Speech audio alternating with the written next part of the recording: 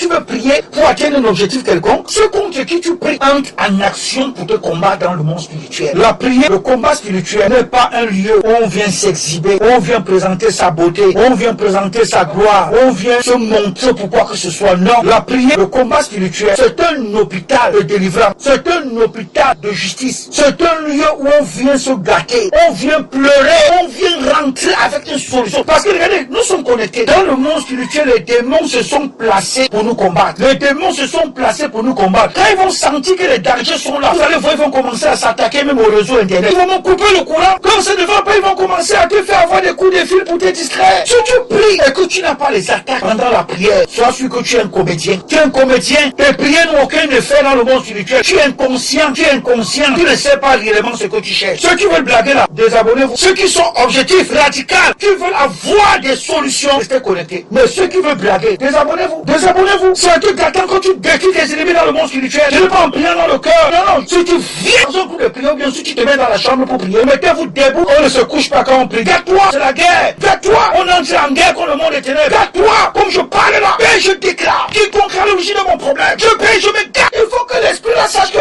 c'est gâté, c'est gâté, c'est gâté. Quand le démon lui-même voit que c'est gâté, ta façon de prier est rageuse. Le démon dépose. Il dépose ce que tu réclames. Il fuit parce qu'ils ne sont pas forts. Ce sont juste des grands manipulateurs, des grands bandits. C'est-à-dire, il essaie d'empêcher de prier. Il t'envoie la fatigue, la lourdeur. Il te pousse à ne pas être engagé. Il te pousse à ne pas être déterminé. Et dès que tu tombes dans son piège, il t'envoie la somnolence. Il t'envoie la paresse. Les yeux commencent à picoter. C'est comme si tu as sommeil. Parfois même tu dors. Et il se moque de toi. Et il se moque de toi. Et il se moque de toi. Et après ça, il fait en sorte que ta situation devient plus difficile, plus compliquée. Pour que tu ne pries plus. Parce que si tu continues à prier, il va avoir des problèmes. Si tu continues à aller dans ce lieu de prier, il va avoir des problèmes. Donc il fait en sorte que maintenant, ta situation devient compliquée. Parfois ton téléphone même il vole. Parfois ton téléphone il vole. Il t'empêche d'avoir les mégas pour te connecter. Pourquoi? Parce que tu lui as ouvert les portes. Tu lui as donné les possibilités. Mais quand tu es dans la détermination, il n'a pas le pouvoir de t'empêcher d'avoir les mégas. Il n'a pas le pouvoir de t'empêcher de prier. Que l'Éternel vous donne la victoire sur tous vos ennemis dans le plan spirituel au nom du Seigneur Jésus-Christ. Amen.